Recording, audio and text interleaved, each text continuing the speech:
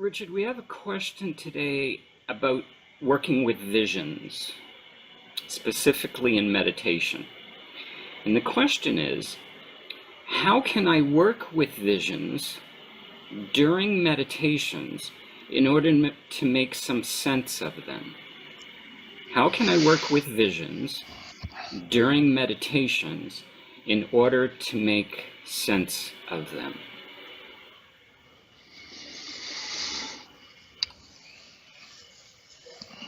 You know, meditation is really the practiceless practice, isn't it? Refer you to my consciousness exercise. My consciousness exercise is the essence of meditation. You go beyond the usual senses and the usual identity with the body, and you go to a place of emptiness. So two things immediately arise from the question I suggest. Is if you truly mean meditation, then anything that arises in meditation, you don't work with it. It might work with you, which is a completely different matter, of course. Maybe it wants to work with you. See, don't resist, don't persist. Whatever arises in meditation, you let it go. If it comes back again, you let it go. If it comes back again, you let it go.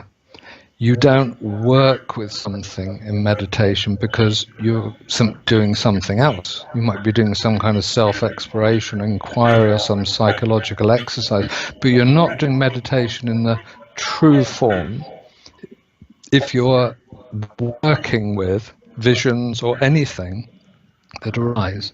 So the age-old and modern, for me anyway, advice about anything that arises in your meditation is let go.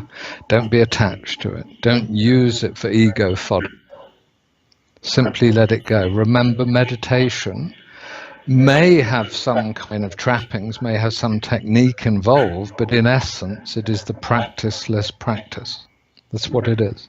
It accrues no merit in itself. It doesn't make your life better in itself, and it doesn't make your life worse. It's a practiceless practice, and that's meditation.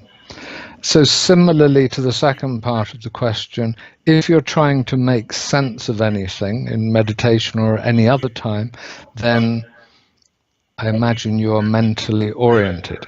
If you mean that kind of sense. And the answer is divine ignorance. You can't make sense of anything. This is all nonsense. This is all absolute nonsense. And so, as Robert is, just delight in it, just smile, laugh. That's the sense you make of it. Analyze it. Sure, if it's fun, but in the end, will you understand anything? Can you understand a spring roll? Can you understand a sunset? Can you make sense of a car? Can you make sense of the alphabet? Can you make sense of an ice cream? I can't.